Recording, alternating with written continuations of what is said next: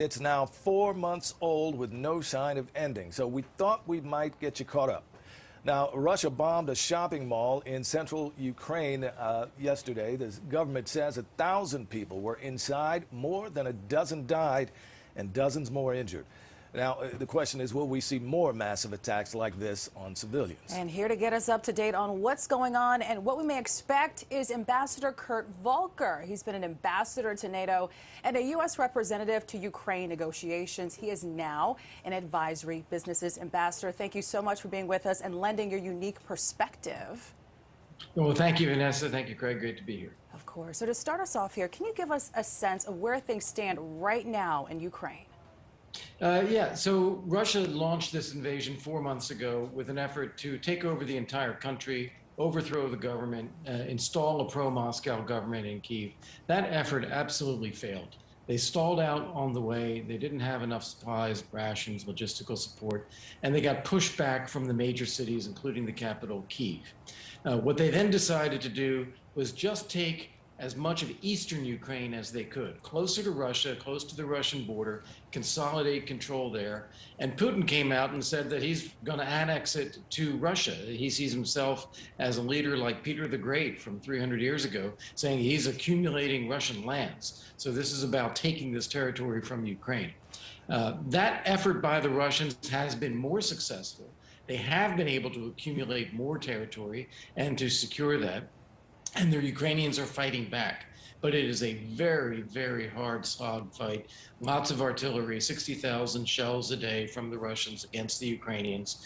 And as they move that inch by inch forward in eastern Ukraine, occasionally the Russians do what you just showed us, that they'll launch a long-range missile or two or three or four and take out some targets that are far away in the major cities in Kyiv and Odessa and western Ukraine, just to show that they can, just to terrorize the population. And eventually the Russians are going to push for a ceasefire on the lines that they control, something Ukrainians are very, very unlikely to accept. Well, Mr. Ambassador, we showed a map there and showing the Donbass region. How much control do pro-Russian forces have over that long disputed region? Right. Well, in that area of Donbass, what you have colored in red there, they control probably about 2/3 of that, the kind of a crescent shape in the eastern part of that.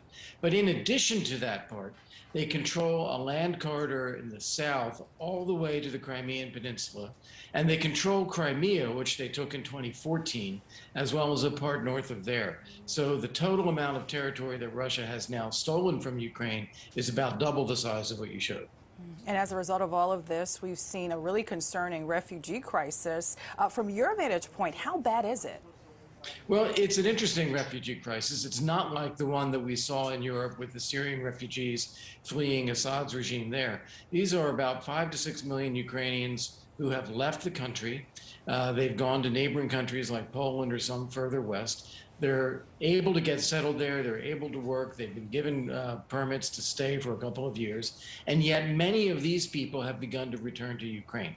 They miss their homes. They feel as though they have a role to protect Ukraine, a role in the fighting, to restart the economy, check on their houses, check on their family members. So that number has probably gone about down to 4 million, perhaps, maybe a bit lower than that, of Ukrainians that remain abroad.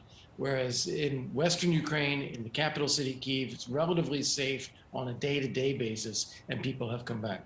All right. Now, you were a representative in Ukraine, a U.S. representative, so you have a sense for Russia.